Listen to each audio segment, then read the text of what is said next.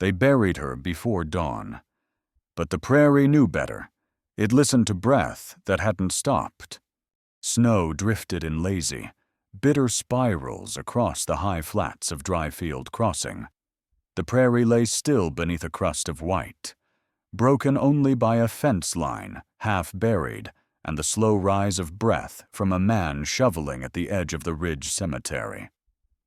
His name was Micah Varnes, and he'd been digging graves longer than he cared to admit. His shoulders ached, his hands burned beneath rawhide gloves, and his breath steamed like smoke from a fire that refused to die. A slow moan of wind passed over the land, rattling through cottonwood husks and whispering against the old gate of the burial ground. Micah paused, leaning on his shovel. The edge sunk deep in the frost-bitten earth.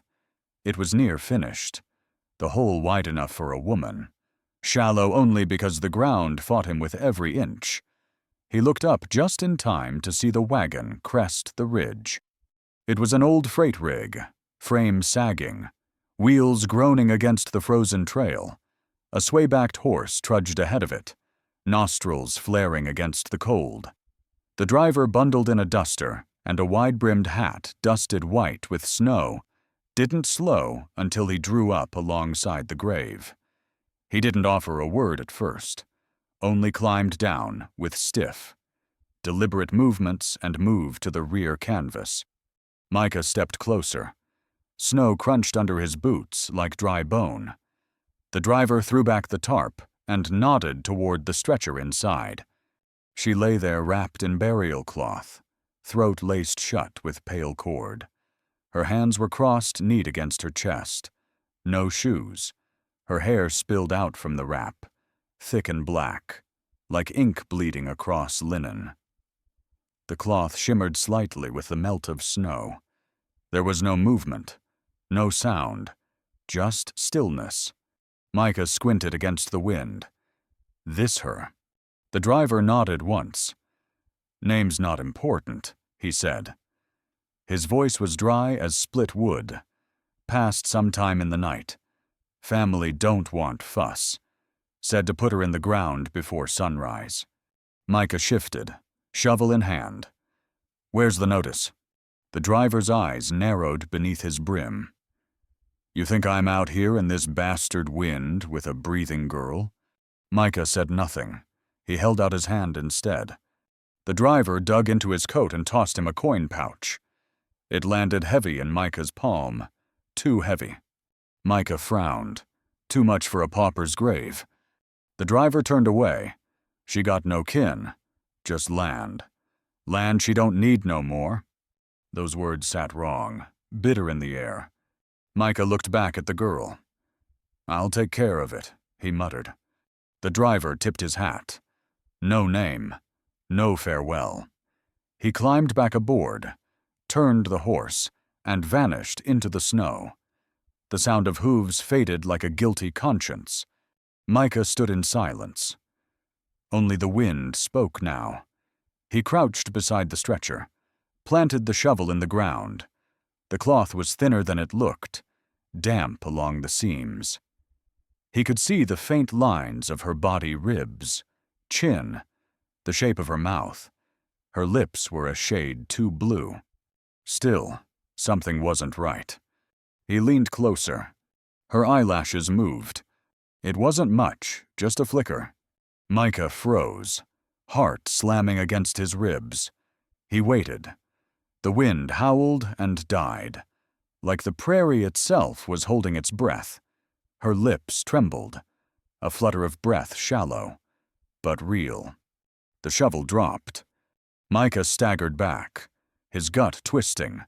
He crouched again, pulled the cloth down from her throat. There bruises, faint, but fresh, behind her ear, a crust of dried blood. Not sickness, not natural.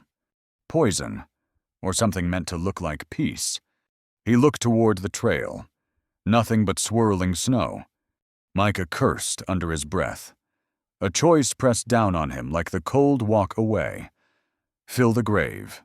Take the coin, or carry something fragile. and breathing into a world that didn't want it. Her hand twitched. That was all it took. He scooped her up into his arms. She weighed little too little. Her warmth was faint, like a dying ember. Micah carried her past the fence, past the grave that now felt like a betrayal, and over the hill toward the crooked line of trees where his cabin waited, tucked in beside a half-frozen creek. Smoke still trickled from the chimney. Inside, the fire had burned low. He kicked the door open with his heel, snow sloughing off his coat, and laid her down on the cot by the hearth. He wrapped her in wool blankets, set the kettle on, piled more logs onto the fire until it snapped and hissed and danced. He watched her, silent. Her breath came ragged, shallow, but steady. Her face twitched with pain. She murmured, barely moving. Names. Maybe. Pleuse. He couldn't tell. The door creaked open behind him. A boy stepped inside, 10 years old. Snow crusted in his collar, cheeks red from the wind. "You bring a ghost home?" Tom Ray asked. Micah didn't smile. Close enough? She dead? No. Tom blinked. That a problem? Micah looked down at the woman. Might be. Tom said nothing more. Just fetched another blanket from the chest, draped it over her shoulders. Micah poured warm water into a cup, held it to her lips.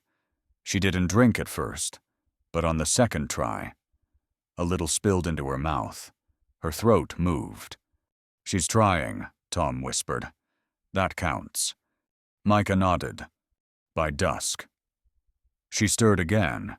Her hand curled into the blanket.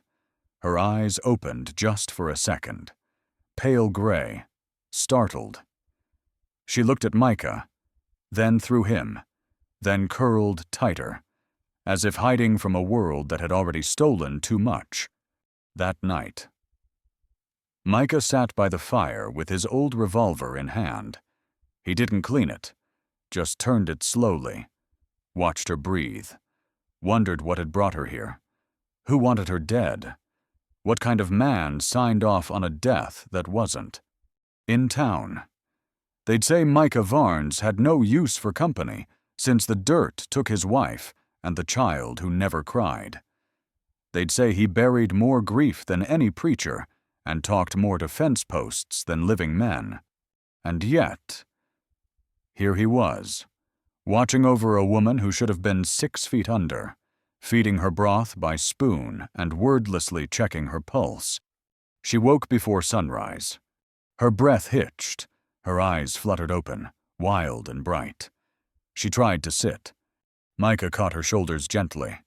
Easy. She shook her head. Lips cracked. Her mouth moved, no sound. "You're safe," he said. "No one's burying you. Not while I'm breathing." She looked at him, wide-eyed. Then slowly, she reached out and took his hand. Her grip was rough, not pleading but holding on. Micah felt something stir inside. Not pity, not guilt. Resolve. "You got a name?" he asked. "Somewhere out there. The man who'd brought her would come back. Or worse. Someone who knew she hadn't stayed buried." Micah picked up the shovel leaning by the door. Not to bury. To dig. Because no one steals life twice. Not on his land, not under his roof. And maybe, just maybe, if she was worth saving, so was he. She wasn't dead. And now, someone was going to wish she had stayed that way. Some say you can't outrun the past, but what if it never let you start running in the first place? The fire had burned low, casting long, flickering shadows across the walls of the cabin. Outside, the wind howled like something half-starved and full of memory, slipping through cracks in the wood, like a ghost sniffing for warmth. Micah Varnes sat beside the cot, his coat unbuttoned, boots half-laced, revolver within arm's reach. He hadn't slept, and didn't plan to. The woman on the bed had stirred only twice in the last few hours. Once to flinch from a dream, once to pull the blanket closer with a hand that barely moved. He watched her breathe, slow and shallow. The bruises on her throat had darkened, and a spot behind her left ear bore the rusted edge of dried blood. Whatever had been done to her hadn't been gentle, or kind, or quick. Micah had buried enough folks to know the difference between death by mercy and death by silence. Her hair, thick and tangled, lay splayed across the pillow like ink soaked into linen. She looked young, maybe 25, maybe younger. But there was a weight to her face, even in sleep, a kind of fear pressed into the lines of her mouth that didn't come from nightmares alone. A log cracked in the hearth, sending up a spray of sparks. Micah didn't flinch. The kettle hissed soft on the iron hook. He reached for it, poured warm water into a dented tin cup, and returned to the bed.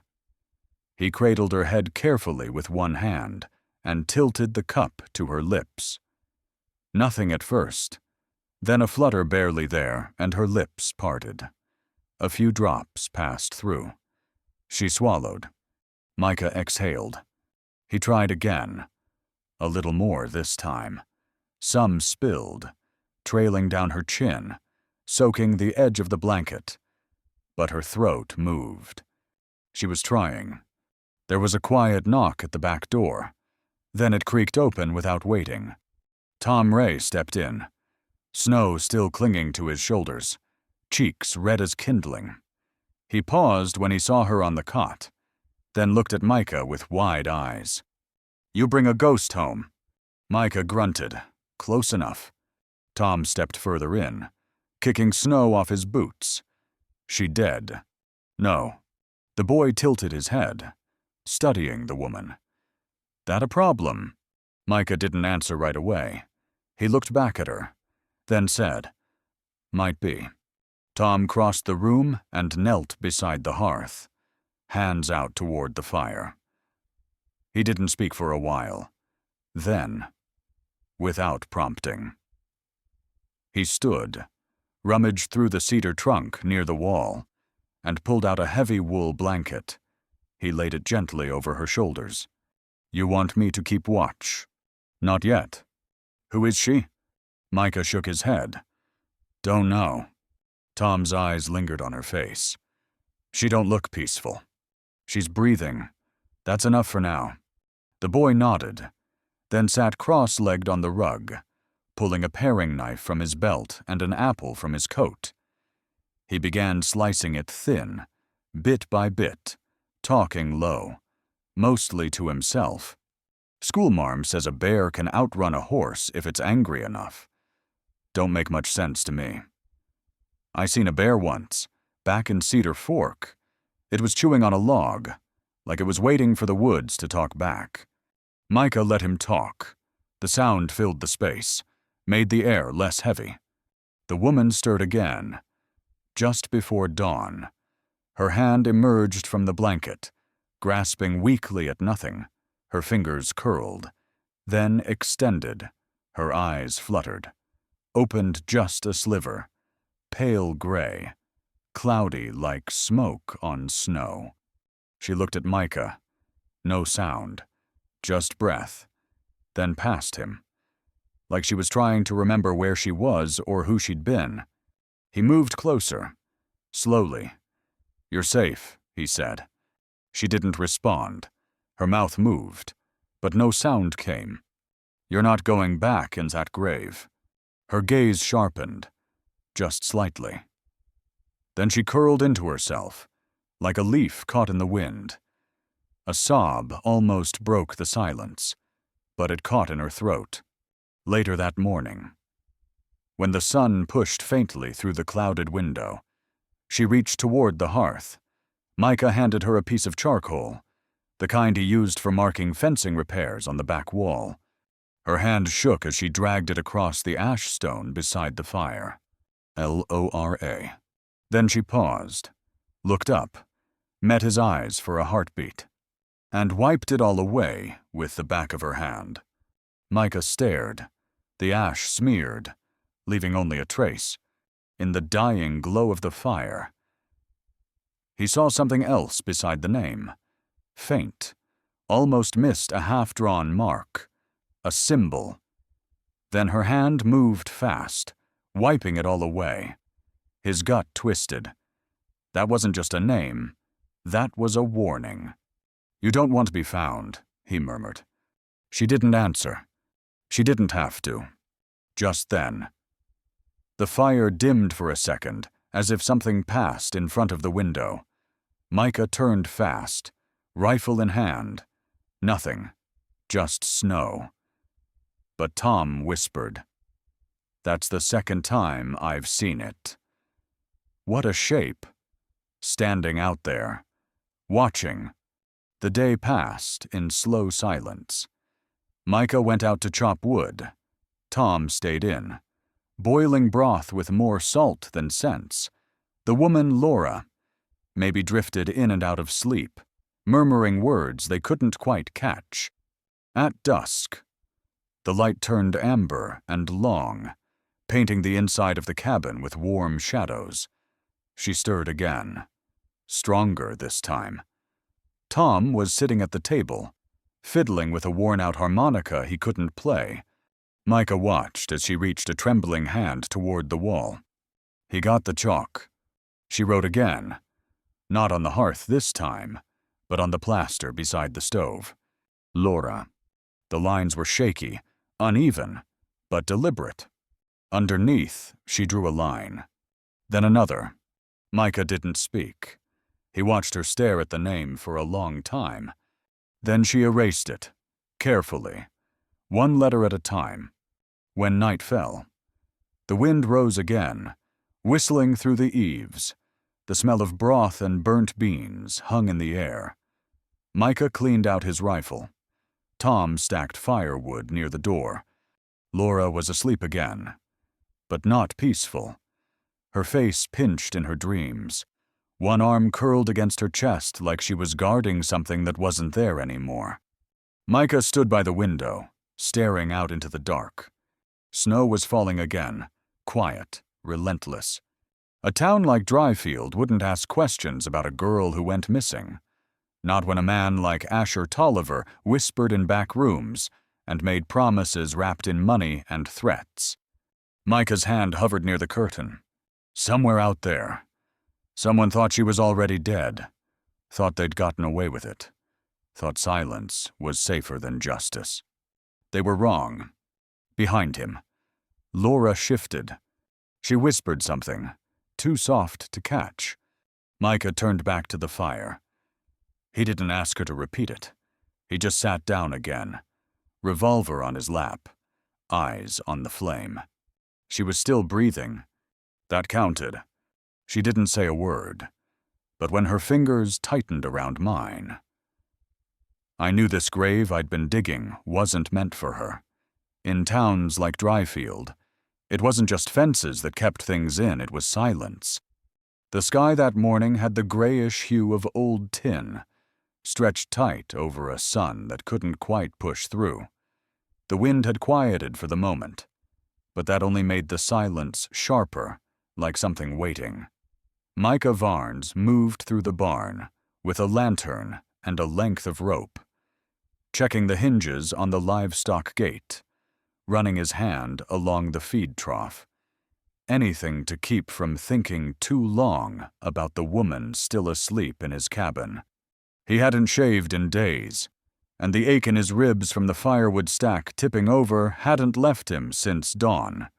But he moved careful, slow, with the kind of heaviness that comes from waiting for something bad you can't name. On his second pass around the barn, he paused. There, carved faint into the beam just above the east stall, nearly hidden beneath a swatch of hay and soot, was a mark. Not fresh, not old either. It was a strange brand, simple and crooked, a curve like a scythe, a diagonal slash, and a V broken down the middle. Micah stepped closer. The wood around it was smooth except where the blade had bitten. He touched it with gloved fingers, then stared. He had seen that mark before, years back, out near Hollow Ridge, when a steer had turned up dead and half-burned on a ranch that caught fire not long after. There had been whispers, even then, about land disputes that turned to ash, about cattle tagged for more than ownership. It had meant something once. It still did. He brushed the dust from it and walked back to the cabin. Laura sat by the fire. She was upright now, barely, bundled in quilts like armor. Her skin still had the pale translucence of someone pulled from a winter grave. But there was fire behind her eyes now, quiet, wary, and waiting. She looked up when he entered, as if she'd known what he was about to say before he said it. "There's a brand on the barn," Micah said. "Not mine." She didn't speak, just stared at the flicker of flame in the hearth. He knelt beside her. Not too close. "You know it." She nodded slowly, then whispered, "It means they've claimed it." Micah's breath caught. "Claimed what?" She looked at him. Her voice was barely there. Everything inside. He stood, walked to the window, and pushed the curtain back. Snow had started again, falling soft and slow, but there was no hiding the feeling that they were being watched like the trees had grown eyes. That night. The fire burned higher. Tom stacked wood without being told, glancing out the back door more often than usual. Laura, still wrapped in layers, watched Micah prepare the rifle with a stillness that wasn't fear. It was focus. Why he asked her finally, setting the rifle down with care. "Why you?" She didn't look up. She just said, "Because I have something they want." "What?" Her lips trembled. "Not money. Not really. Something older." She didn't explain, and he didn't press. Later, when the wind picked up again, Tom sat at the edge of the window frame with a blanket across his knees, chewing on the end of a pencil. He pointed suddenly. "There," he said, "by the edge of the trees." Micah moved fast. 3 figures, on horseback, just beyond the tree line. One held a lantern, swaying slow and steady like a pendulum. They didn't move, didn't speak. Micah stepped outside, boots creaking on the porch planks. The cold bit down hard, gnawed at his bones. He raised his voice, calm but clear. "You're one fence too far." The lantern lowered. No reply, no retreat either. Micah didn't lower his rifle. He didn't blink. He just stared until they finally turned, one by one, and disappeared into the trees. The sound of hooves was lost beneath the hush of falling snow. When he stepped back inside, Laura was already on her feet. She had seen, felt it, the way prey feels a predator long before it shows its teeth. Micah handed her the second rifle. "Do you know how—" She nodded, took it like she'd held one before. Neither of them said anything else. By midnight. The wind had stilled again. Outside, snow clung to the eaves and softened the sounds of the earth. But inside, the air stayed tight, pulled thin like breath before a storm. In the morning, Laura found frost creeping in on the corners of the windows. She reached out a finger, drew something into the white. Micah watched over her shoulder. A brand, the same one as in the barn. Only this time, she drew it slowly, deliberately. He asked her, soft, "What is that?" Her voice was low, brand. Micah froze. His jaw tensed as he looked from the frost to her face. That same symbol, once scorched into the flank of a steer, later carved into his own barn, had now appeared by her hand. Not by accident, not as memory, but as warning. They think you're still here, he said. I am still here. He looked at her. You ready to fight for it? She didn't speak, but she nodded. They didn't shoot. Not yet. But the snow didn't hide their tracks, and I knew what kind of men waited in the trees when fire comes in the dark. It doesn't knock, it just decides what stays and what burns. It was sometime past midnight when Micah Varnes woke with a sharp jolt, the scent of smoke curling under the door like a whispered curse. His hand reached instinctively for the rifle beside the cot.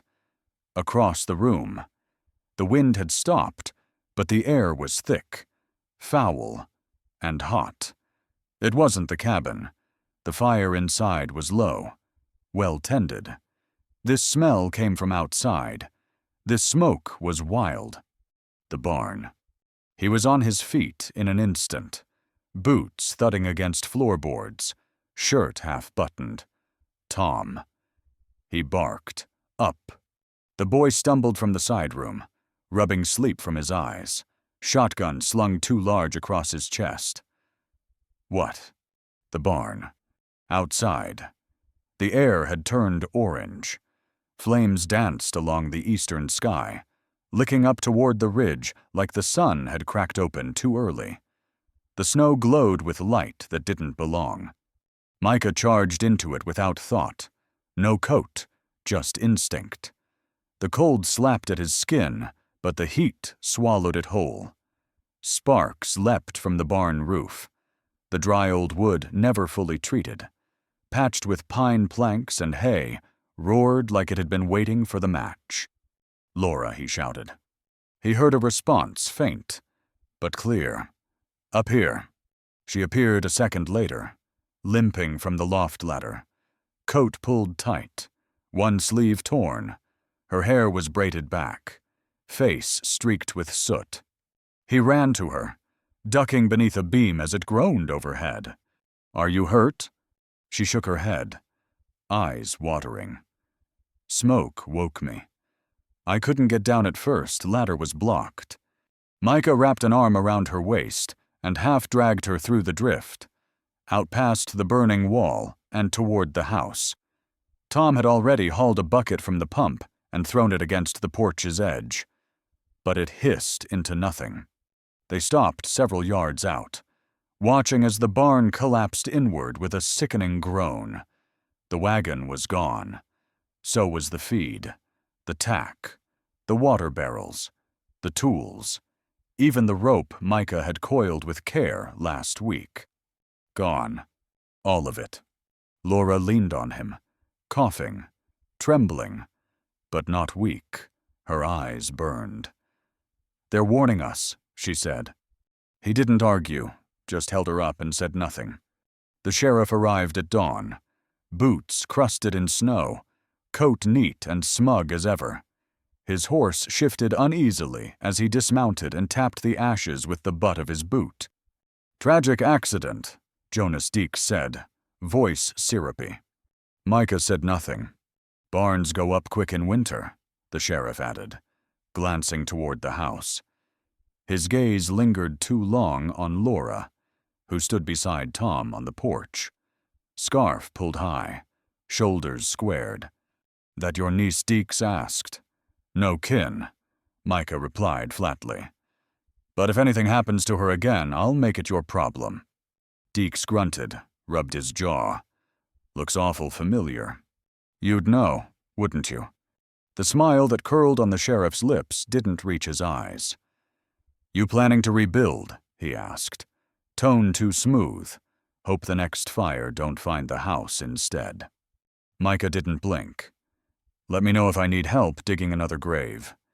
The smile vanished. The sheriff turned and walked off.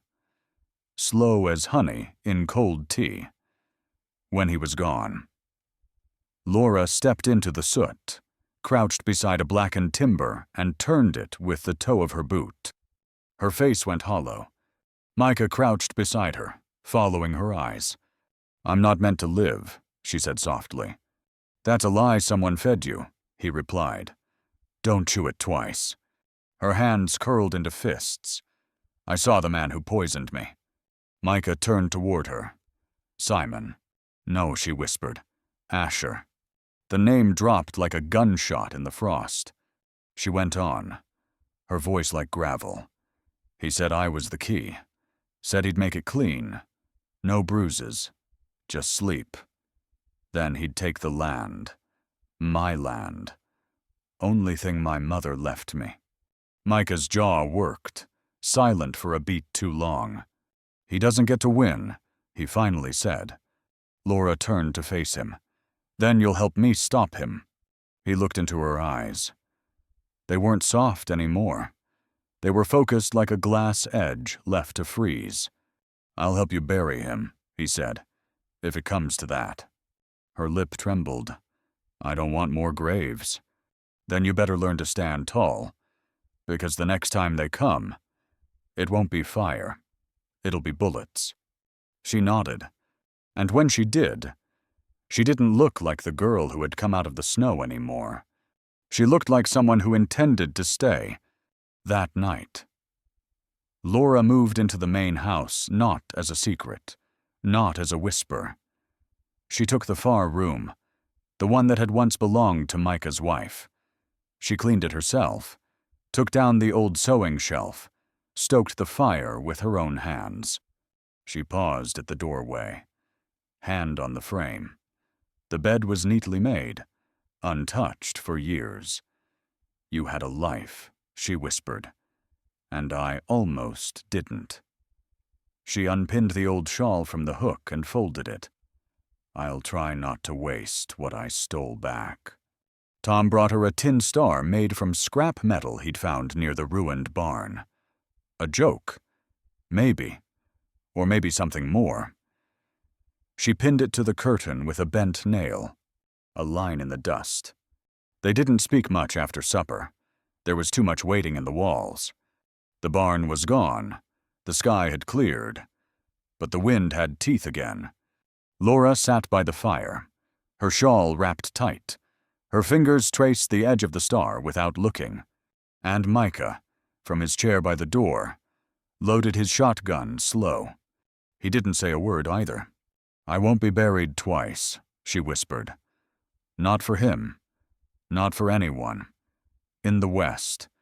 You weren't alive unless someone could prove you weren't dead. The morning broke like old glass, sharp-edged and brittle, beneath a sky as pale as worn linen. Micah Varn saddled the horses in silence. The wood smoke from the ruined barn still lingered in the air like an accusation, clinging to his coat, settling into the folds of memory, across the yard. Laura stepped onto the porch, the hem of her wool cloak brushing frost as she walked.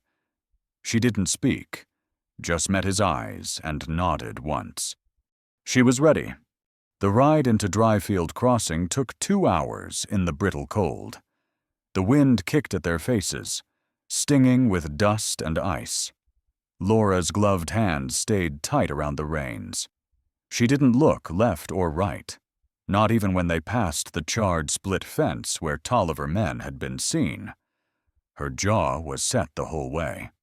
Micah rode slightly ahead, rifle slung tight behind his saddle, eyes scanning every ridge and shadow. Behind them, Tom Ray stood on the porch of the house, too small against the vastness, shotgun held like a promise across his chest. If they didn't come back. He knew what to do. Dryfield Crossing appeared the way it always had, like a town tired of standing. Storefronts hunched under warped shingles. The old telegraph post tilted just enough to seem unsure of its purpose. Men watched from porches, boots on rails, coffee cooling in tin cups. None spoke. Laura dismounted first. Her legs were stiff but firm. Micah held her stirrup as she dropped to the ground and straightened her cloak. Her braid was tight, face pale, but she moved like someone who knew every second mattered. They walked into the notary office together. The room was dim and still. A rusted bell above the door rang once. Behind the counter sat Mr. Caro, a clerk whose hands had once been steady, but now trembled at the sight of them. He blinked when he saw her, paled when he looked again. "Can I help you?" Laura pulled a folded parchment from her coat and placed it on the desk. Her hand did not shake. "My name is Laura," she said. "This is a land deed. It's still valid. I'm here to file it again." The man stared at the seal. His fingers hesitated above the paper. He cleared his throat. Miss Dane was declared dead. Micah stepped forward, voice flat. "She's not." Mr. Caro swallowed hard. "There'll be questions." "I'll answer them," Laura said. Her voice was quiet, but it cut through the room like a blade through muslin. "If anyone asks why a dead woman walked into your office," she continued, "you tell them she never stopped breathing. Only the world stopped listening." For a long moment, the only sound was the creak of wood beneath their boots. Then the clerk nodded once and began to stamp the papers. The thunk of metal on parchment echoed like gunshots in the silence. When they stepped outside, the air felt colder. The street had filled subtle, but full.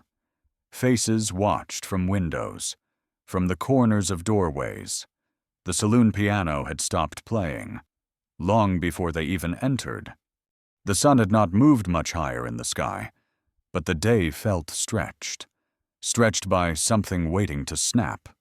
Sheriff Jonas Deeks stood across the road, leaning against the hitching post, chewing on a sliver of toothpick like he was bored. "Well, I'll be," he said as they approached. "You look real lively for a corpse." "Miss Dane." Laura didn't flinch. Her hands stayed at her sides. Micah stepped between them. "You've been protecting a liar," she said. Deeks smirked. "Liars got more money than truth does in these parts." Micah's voice was low. "You going to try and stop her?" "Not my place." "You burned my barn," Micah said. The sheriff raised a brow. "Hard thing. Fire. Got a mind of its own." "I've got one too," Micah said. "And it's getting tired of letting snakes rattle." The sheriff's grin faltered. Just then, the sound of hooves struck hard against the packed dirt. Asher Tolliver rode into view like a man who owned the earth beneath his feet. His coat was clean, gloves stitched with gold thread. He dismounted with the kind of grace that came from years of having doors opened for him. He walked up slow, eyes on Laura, and the street went still.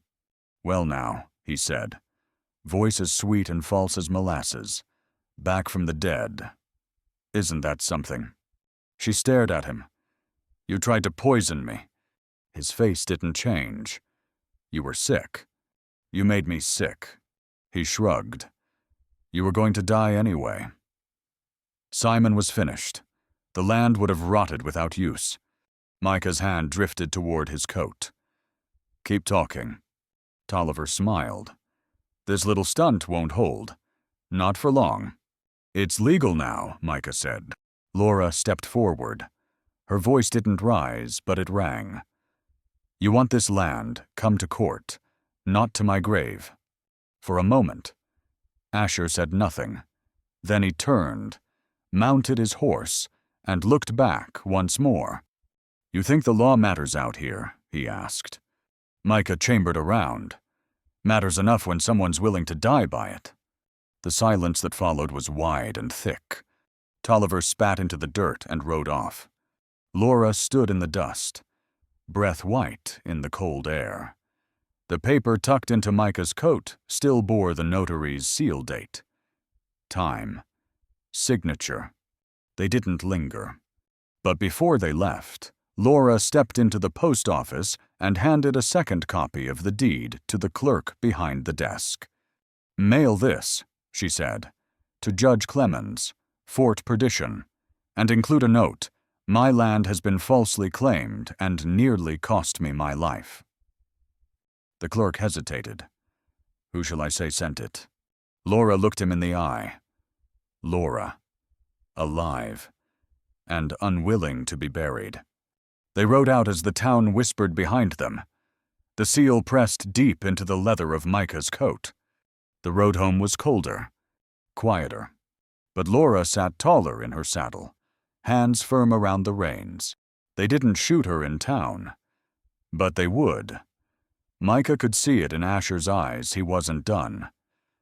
When the law arrives too late, the land remembers who bled on it. The morning was too still.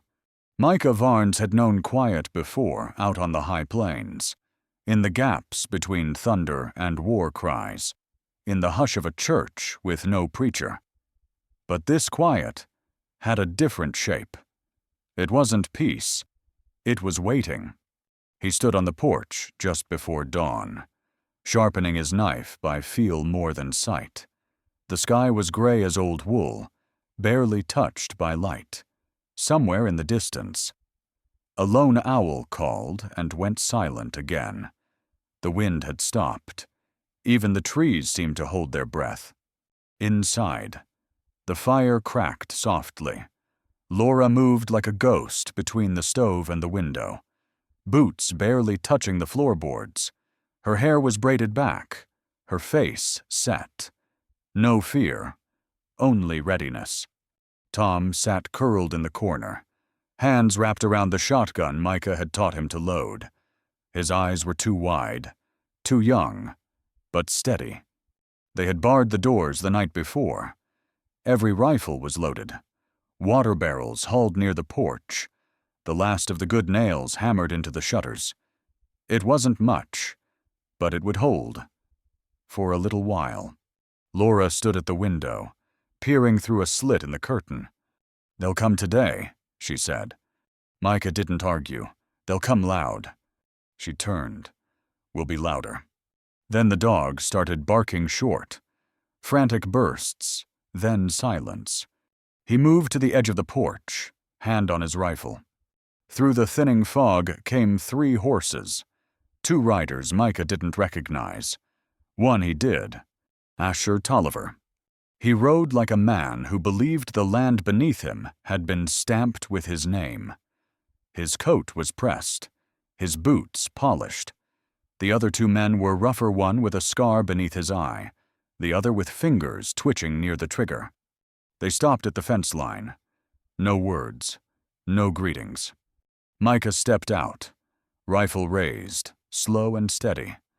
"You're 1 shot away from a bad memory. Tolliver." Asher smiled. "Evening. Heard tell there was a miracle out this way. You looking to undo it?" He dismounted finally. Slow as pride. "You really think one little girl is going to stop me?" "She's not little," Micah said, "and she's not alone." Laura stepped out onto the porch, rifle in hand, cloak pulled close. Tolliver's face changed not much, but enough. A flicker of something. Doubt. Or fear. "Laura," he said, tone mock gentle. "You're confused. What happened to you? Illness. Poison in the well. We tried to save you. You tried to silence me." He raised his hand slightly. "You're making a mistake. I was the mistake you didn't bury deep enough." His jaw twitched. Then he moved fast, hand to his belt. Micah didn't flinch. "Go ahead. Start the war." The other men hesitated. Asher froze. Then slowly, too slowly, he lowered his hand. "This isn't over." Micah stepped down from the porch, eyes locked. "No, but it's legal now." Laura pulled the deed from her coat, held it up like a flag. "If you want the land, earn it by law. But if you come with guns again, bring a shovel." Asher spat into the snow. "The law don't matter out here." "It matters enough," Micah growled. "Especially when a man's willing to die by it." Asher looked around at the cold eyes behind the windows. At Tom stepping out with the shotgun, held solid. A boy, but not afraid. The scarred man shifted. The other looked away. And just like that, it was over. Asher mounted up, sneering. He didn't speak again, just turned his horse and rode off. His men followed, 3 shapes swallowed by the mist. The silence afterward was different now. Not fear, not waiting. Relief. Micah turned to Laura. Her face was pale, but unshaken. "You did it." She didn't smile, just lowered the deed. They went back inside without a word. Hours passed. The wind returned soft now, not cruel. The fire roared again. The smell of gun oil and pine filled the house. Micah unwrapped the bandage on his arm, where a splinter had torn deep during the prep. Laura helped him clean it, her hands steady. "You should rest," she said. "I rest when it's over." "Is it?" He looked at her. "I think it's starting." She nodded. That evening, they stood together by the window as the last light fell. Laura's hand found his. No words. Then came the crack. A single shot, sharp and final, splitting the stillness wide. Micah dove sideways, rifle in hand. As splinters exploded from the porch post 6 inches from where his head had been. "Ridgeline," Tom shouted from the loft, already reloading. Laura was moving too, her pistol drawn. The siege had begun. 4 men rode through the fence like it wasn't there. No masks. No hesitation. Micah took down the first with a single shot, his body falling limp in the snow. Laura moved fast, crouching near the water barrel, firing twice. One missed. The other hit the rider square in the side. Tom shouted again, barn behind it. Another figure, moving fast. Micah fired, clipped his shoulder. The man tumbled, crawled, left a red line in the snow. Only Asher remained. He stayed on horseback, rifle raised, calm as ever. Micah stepped out, rifle empty, now hands low. "No more," he called. "You come closer. I'll put you in the same grave you tried to bury her in." Asher didn't blink. "Your deed means nothing." Laura stepped beside Micah. "No," she said, "but truth might." She reached into her coat and held up a folded letter. "The judge in Fort Perdition has this. Marshal's coming." "Try again," Micah said, "and you'll be tried for murder. Twice." Asher's sneer cracked. "You think they'll believe a woman declared dead? They'll believe the man who dug the grave and found her breathing," Micah replied. Laura raised her voice. "And the bullet holes in my porch speak louder than you ever could." Asher's men were down, bleeding or gone. He hesitated, looked at Tom, shotgun aimed, jaw locked. A child, but already a reckoning. And then, Asher rode away, but just before the mist swallowed him, he turned and said, "Next time, I won't knock." Micah exhaled. Laura lowered her gun. Tom emerged from the loft, cheeks flushed, adrenaline like wildfire in his eyes. He looked from Micah to Laura. "Is it over?" Micah exhaled. "I think we just buried it. Some stories don't end with gunshots or gallows or gold. They just quiet themselves into the land. Like an old trail fading into sagebrush. Still there if you know where to look. You can still hear it sometimes in the creak of a rocking chair at dusk. Or in the wind that leans hard against a cabin wall long after the fires burned down." Micah Varnes was never a man of many words, but he kept the right ones buried in his bones, like seeds waiting for spring. And when he chose to speak, it wasn't just noise, it was truth, carried slow like river silt, heavy with meaning. There's a kind of man who digs holes for a living and ends up burying more than bodies. He buries guilt, silence, memory, even himself if no one stops him. And Micah had nearly gone that way. Until the morning, he looked into the face of a girl who should have been dead and found his own breath caught somewhere between grief and hope. Laura. They call her now, though that name was once meant to be wiped clean, like chalk on a slate, and it still lingers like the scent of honeysuckle in a dry wind, a thing almost forgotten, but stubborn in the earth. She didn't come back to the world shouting no. She came back in fragments, a breath at a time, like an old letter found folded in a Bible, faded but not gone. She taught the prairie something that winter, not how to fight, but how to stay, how to lean into the wind when it tries to make you small, and how sometimes just standing up is a louder answer than a bullet. The barn is gone now, ashes scattered by time and weather, but in its place is a garden of wild flowers. Tom planted one spring when he thought no one was watching. Little blooms that twist up through the black soil like secrets that refuse to rot. The brands still carved into the old beam of the barn's skeleton. But it means nothing now, just a scar, just a story. The town doesn't talk much about what happened out there. But once in a while, someone leaves a can of preserves on the porch, or a clean blanket folded on the rail, and those things say more than words could.